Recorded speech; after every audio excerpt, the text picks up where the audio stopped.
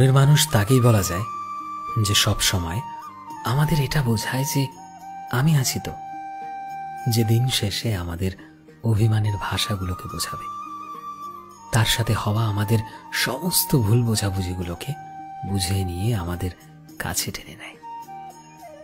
আমার চোখে জল দেখে যার ভেতর তছনছ হয়ে যাবে, যার কাছে আমার মুখের হাসি পাহাড় সমান আনন্দের হবে, আর আমার খারাপ থাকাগুলো দেখে যার দুনিয়া ওলটপালট হবে। আসলে এই পৃথিবীতে মনের মানুষ পাওয়া বড্ড বেশি কঠিন, বিশেষ করে আজকালকার যুগে। এটা তো আশাই করা যায় না। সবাই তো মনের মানুষ হতে পারে না।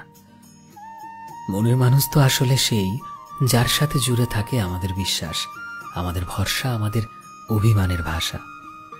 সবাই এটা বোঝে না, তাই তো সম্পর্কগুলো ক্ষণস্থায়ী হয় আজকাল।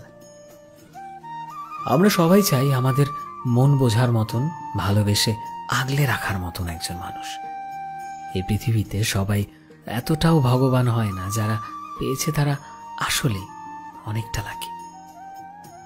আসলে কি বলতো, মনের মানুষ তো সেই মানুষটাই যে আমাদের হারানোর ভয়ে কাঁদে, হারিয়ে ফেলার ভয়ে ছটফট করে, নিজের সবটা দিয়ে আগলে রাখতে চায়। সেই তো মনের মানুষ, আমাদের একান্ত নিজের মানুষ।